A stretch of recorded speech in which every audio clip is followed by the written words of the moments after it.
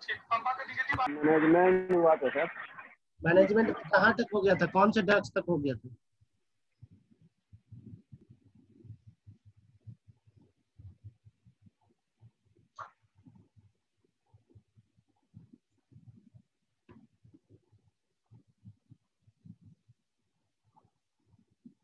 अरे कोई बताओ तो सही, कल कहाँ तक हो गया था, कौन से ड्रग्स तक?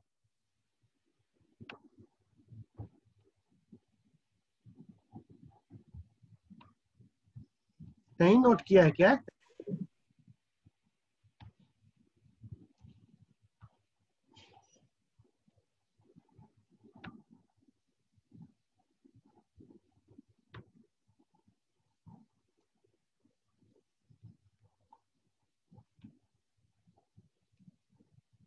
किसी ने नोट ही नहीं किया? आधा यार।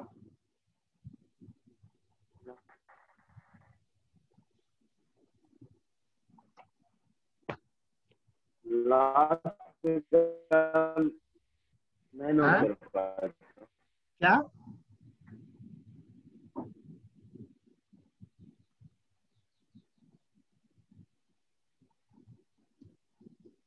अरे कोई तो बताओ कहाँ तक हुआ, कहाँ से पढ़ाओ।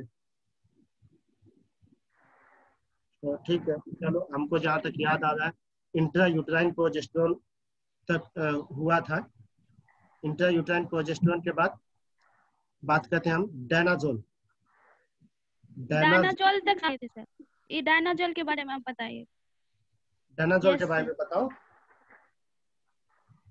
चलो ठीक है। Yes sir. तो डायनाजोल जो है, इसका सबसे पहली चीज कि किस कंडीशन में यूज होगा। तो डायनाजोल जो है हर वो कंडीशन जो है जिसमें हमें हिस्टेक्टोमी को टालना होता है, यानी मिडिल एज्ड वुमेन जिसको डीयूबी है और फाइब्रॉइड यूट्रस है। मिडिल एज वुमेन जिसको डीयूबी विद फाइब्रॉइड यूट्रस हो, डीयूबी या फिर फाइब्रॉइड यूट्रस हो, उस कंडीशन में देते हैं। ठीक है।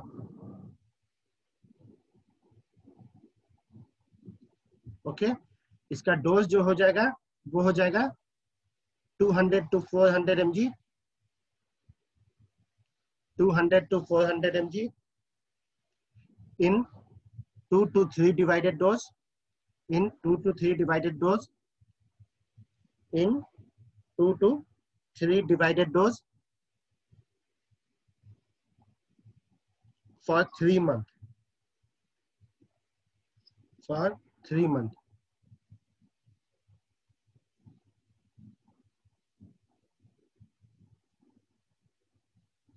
ये 60% तक ब्लीडिंग को कंट्रोल कर लेता है, 60% तक ब्लीडिंग को कंट्रोल कर लेता है। ठीक है। तो मेनली जो है इसका यूज जो होगा वो fibroid uterus and waiting for hysterectomy patient में, fibroid uterus and waiting for hysterectomy patient में होगा। डोज जो होगा 2 to 400 mg in 2 to 3 divided dose, 2 to 400 mg in 2 to 3 divided dose, continue for 3 months, continue for 3 months.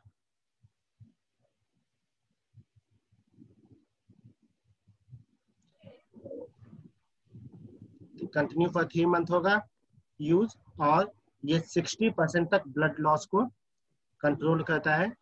किसी का dysfunctional uterine bleeding है तो ये 60% तक इसको जो है रेगुलर यूज में, रूटीन यूज में नहीं। जैसे सपोज करो कि कोई 25 साल की लेडी है, 30 साल की लेडी है, और उसको जो है डीयूबी है, तो उसके लिए नहीं है। वो मरीज जो मिडिल एज वुमेन है, बहुत जल्दी या तो मेनोपॉज की तरफ जाने वाली है, या फिर ये है क्या नाम है आपको फाइब्रॉइड यूट्रस, तो वैसी सूरत में इसका यूज करेंगे। रूटीन केस में, रूटीन केस ऑफ डीयूबी में इसका यूज नहीं करेंगे। ठीक है। रूटीन केस ऑफ डीयूबी में इसका यूज नहीं करवाएंगे। ठीक है। नेक्स्ट जो ड्रग हो जाती है वो मीफेप्रेस्टोन। मीफेप्रेस्टोन मीफेप्रिस्टोन। नेक्स्ट जो ड्रग हो जाती है वो मीफेप्रेस्टोन।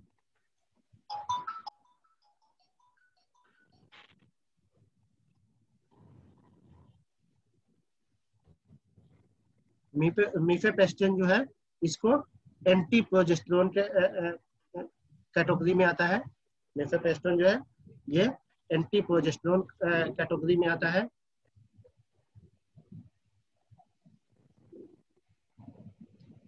कॉम्पिटेटिव एंटागोनिस्ट है, कॉम्पिटेटिव एंटागोनिस्ट ऑफ प्रोजेस्टेरोन है, कॉम्पिटेटिव एंटागोनिस्ट ऑफ प्रोजेस्टेरोन है,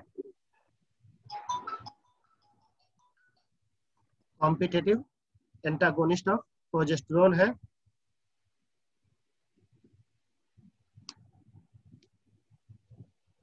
अमूमनतः जो ये यूज होता है वो मेंस्ट्रुअल ब्लीडिंग और टर्मिनेशन ऑफ प्रेगनेंसी के में यूज होता है। अमूमनतः कॉमनली यूज जो होता है ये मेंस्ट्रुअल ब्लीडिंग और टर्मिनेशन ऑफ प्रेगनेंसी के लिए यूज होता है।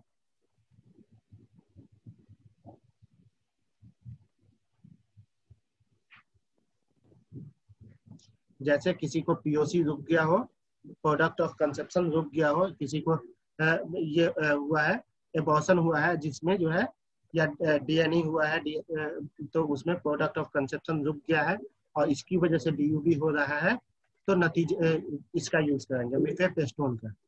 इसका डोज जो हो जाएगा वो 200 mg stat 200 mg stat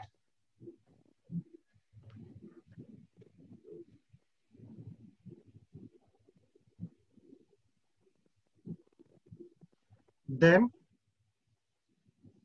200 to 400 mg every 8 hourly till the bleeding stop. Till the bleeding stop.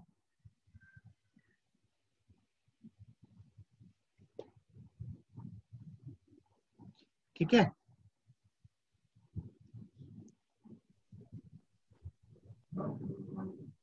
ठीक है।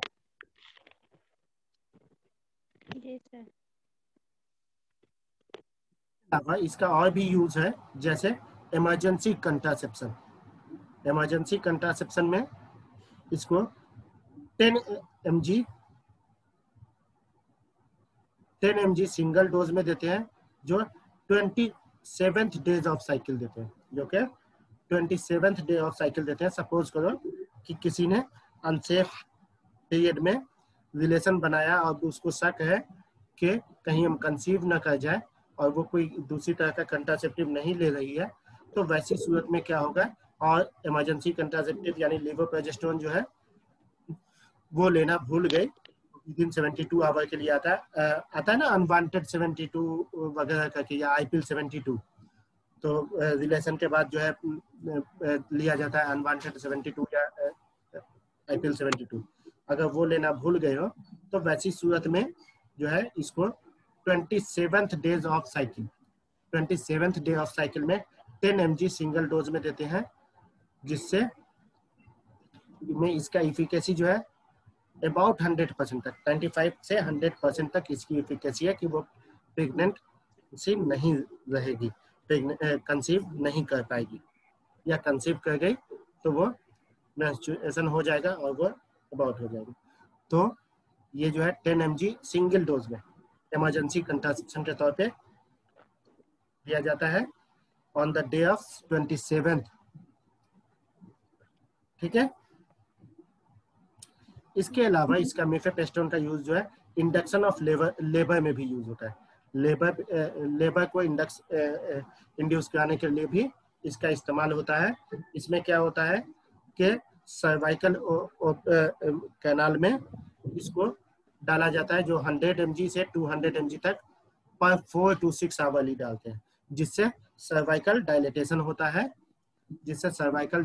होता है और यूट्राइन कॉन्ट्रैक्शन पैदा करता है। पहले सर्वाइकल डायलेटेशन काउज करता है, उसके बाद यूट्राइन कॉन्ट्रैक्शन पैदा करता है।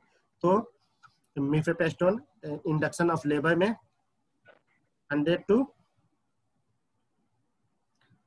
to 200 mg 4 to 6 hourly इंट्रासर्वाइकल canal.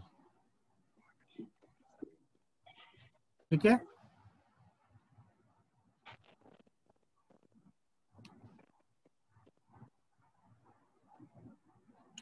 इसके अलावा अगर किसी को यूट्राइन फाइब्रॉइड अर्ली एज में है, जैसे 20 साल 25 साल 30 साल के एज में यूट्राइन फाइब्रॉइड हो गया है, तो वैसी सूरत में 25 से 50 mg, वैसी सूरत में 25 से 50 mg 25 to 50 mg OD for 3 month, OD for 3 month।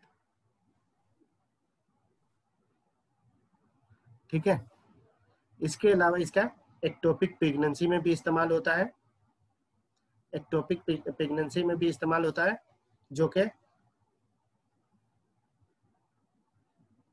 कि इसका इंजेक्शन के तौर पे इस्तेमाल होता है, इसका इंजेक्टेबल के तौर पे इस्तेमाल होता है।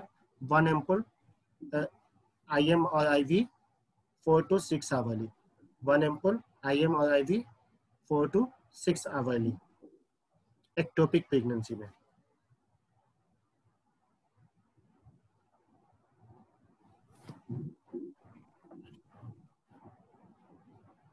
ध्यान रखना है कि किसी को ऐसे मरीज को नहीं देना है, जैसे कंट्राइंडिकेशन में इसका हेवी स्मोकर कोई है, चेन स्मोकर कोई है लेडी, उसको नहीं देना है।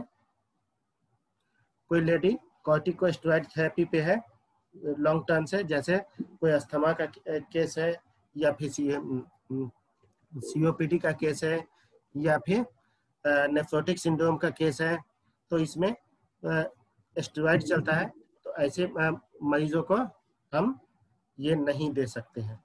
इसके अलावा एड्रिनल इनसफिशिएंसी वाले को भी नहीं देना है। ठीक है,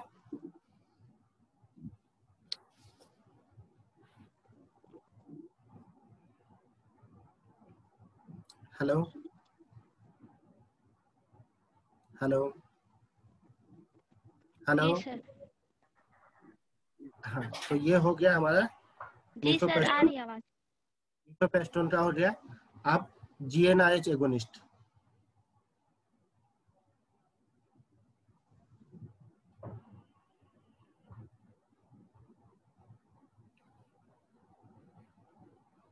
इसका मेनली जो यूज होता है शॉर्ट टर्म यूज होता है सेवियर ब्लीडिंग में, इसका शॉर्ट टर्म यूज होता है सेवियर ब्लीडिंग में।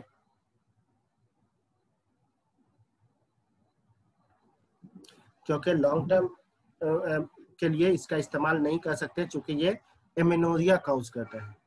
लॉन्ग टर्म के लिए इसका इस्तेमाल नहीं कर सकते, चूंकि ये एमेनोरिया काउज करता है, इसलिए शॉर्ट टर्म सेवियर ब्लीडिंग जब होता है तो वैसी सूरत में इसका इस्तेमाल करते हैं। ठीक है,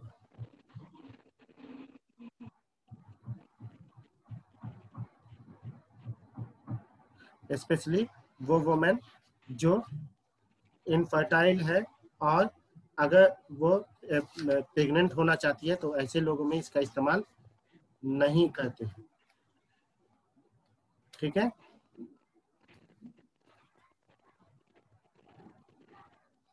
इसका जो डोज हो जाएगा वो हो जाएगा 3 अलग अलग तरह का प्रिपरेशन आता है इसका।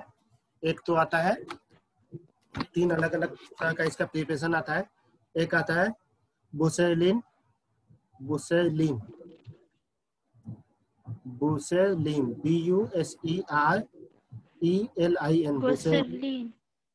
बुसेरलिन 300 to 600 mg,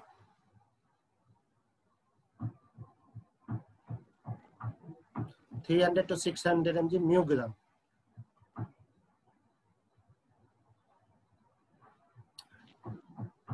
daily for intranasal और सबक्यूटेनियस, इंट्रानजल देते हैं स्प्रे के तौर पे, या फिर सबक्यूटेनियस देते हैं इंजेक्शन के तौर पे।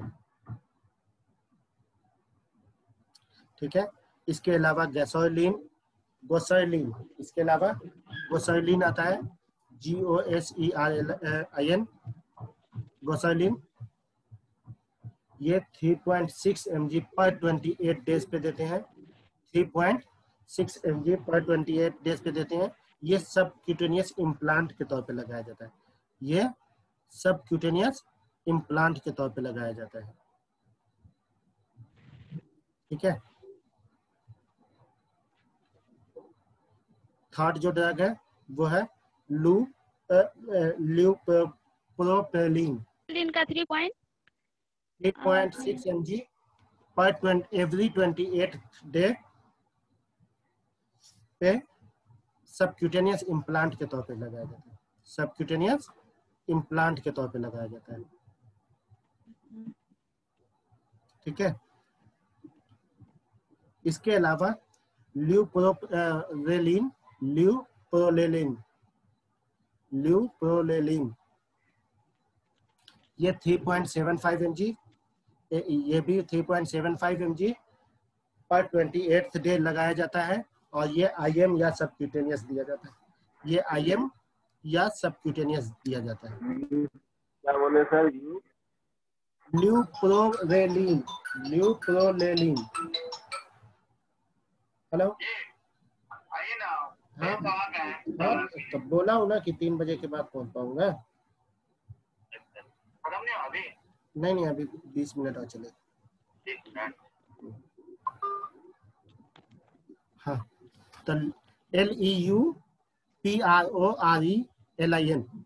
LEUPRORELIN, ल्यूप्रोलेलिन 3.75 mg पर 28 डे, IM और सबक्यूटेनियस।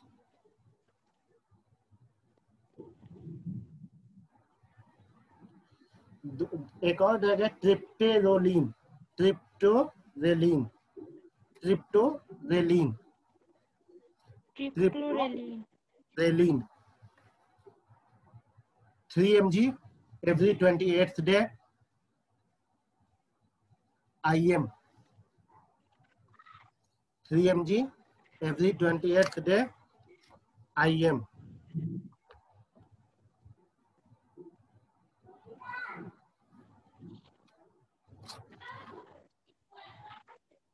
ठीक है, इसके अलावा आता है डेस्मोप्रेसिन, इसके अलावा आता है डेस्मोप्रेसिन। डेस्मोप्रेसिन को दो तरह से यूज कर सकते हैं, एक नजल स्प्रे के तौर पे और दूसरा सर्वाइकल स्प्रे के तौर पे। इसका बेसिकली डायरेक्टली कोई ये नहीं है एक्शन, ये सिर्फ और सिर्फ ब्लीडिंग को कंट्रोल करता है, वैसो कंस्ट्रिक्शन काउज करके, ब्लीडिंग होता है वैसो कंस्ट्रिक्शन काउज करके। ये बेसिकली जो है ये है डेस्मोप्रेसिन वैसोप्रेसर है। ठीक है, तो नजल स्प्रे और इसके तौर पे इसका इस्तेमाल किया जाता है। इसके बाद अगर हम बात करें नॉन हार्मोनल थेरेपी की, non hormonal therapy, non hormonal therapy में सबसे पहला क्या आ जाता है? Anti फाइब्रिनोलाइटिक agent, anti फाइब्रिनोलाइटिक agent.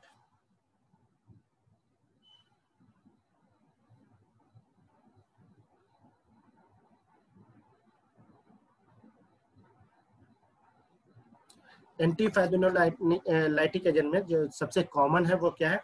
ट्राइनेक्सेमिक acid, ट्राइनेक्सेमिक acid.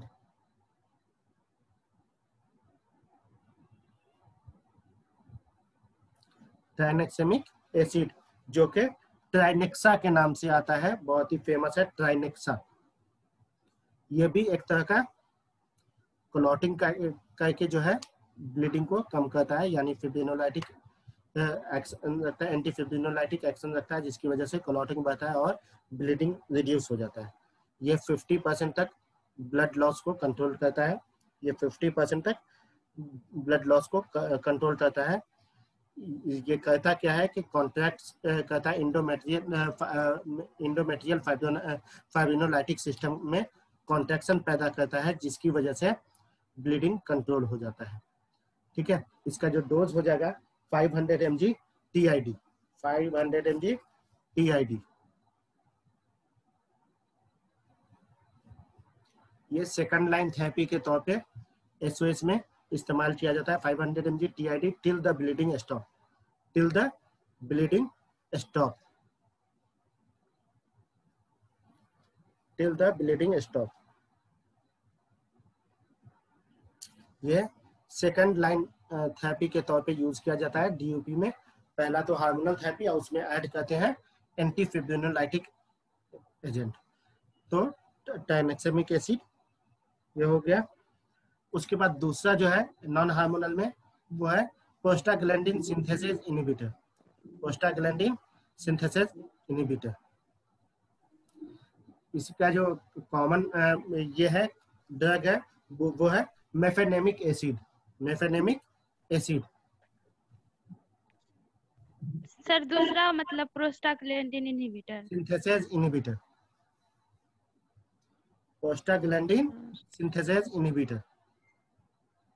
Synthesis. जी सर।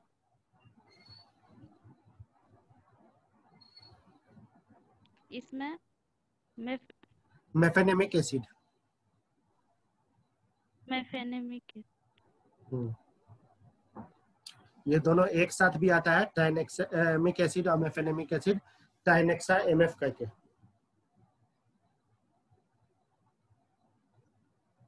ये स्पेशली 35 साल के ऊपर की जो वुमेन है उसमें ओवुलेटरी डीओबी जो होता है, 35 साल की ऊपर की वुमेन जिसमें ओवुलेटरी डीओबी होता है उसमें यूज किया जाता है, जो कि डोज इसका जो होगा 150 to 600 mg orally in divided dose, 150 से 600 mg ओरली इन डिवाइडेड डोज।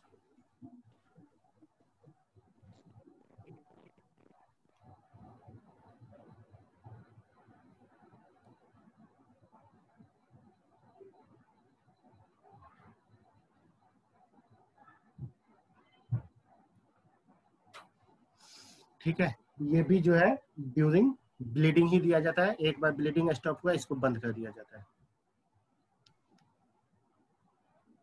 इसके अलावा जो भी NSAID है, इसके अलावा जो भी NSAID है वो भी ब्लड लॉस को कम करता है 25 से 40% तक। NSAID जो भी है जैसे एसिक्लोफेनेक, डाइक्लोफेनेक, आइबुप्रोफेन, निमोसेलाइड, वेल्डिकॉक्सिब, इटेरोकॉक्सिब, ये सारे के सारे क्या है, ये सब के सब मेंस्ट्रुअल ब्लड लॉस को अबाउट 25 to 40% कम करता है। तो ऐसे कोई पेशेंट है जिसको डिसफंक्शनल यूट्राइन ब्लीडिंग है और ड्यूरिंग मेंस्ट्रुएशन बहुत हेवी ब्लीडिंग है, तो सिर्फ ब्लीडिंग को कम करने के लिए हम NSAID का भी इस्तेमाल करा सकते हैं। ठीक है, जी। तो ये हो गया हमारा नॉन हार्मोनल थेरेपी। इसके बाद आता है सर्जिकल मैनेजमेंट। सर्जिकल मैनेजमेंट में बेसिकली 3 तरह की सर्जरी की जाती है, जो कि एक होता है uterine curettage, uterine curettage, uterine curettage वही ना सर, DNC। DNC, हाँ, जो भी ये रुका हुआ है या इंडोमेट्रियम का ये है उसको क्यूरेट करके निकाल देते हैं, तो यूट्राइन क्यूरेटेज। दूसरा इंडोमेट्रियल एब्लेशन या रिसेक्शन, इंडोमेट्रियल एब्लेशन या रिसेक्शन।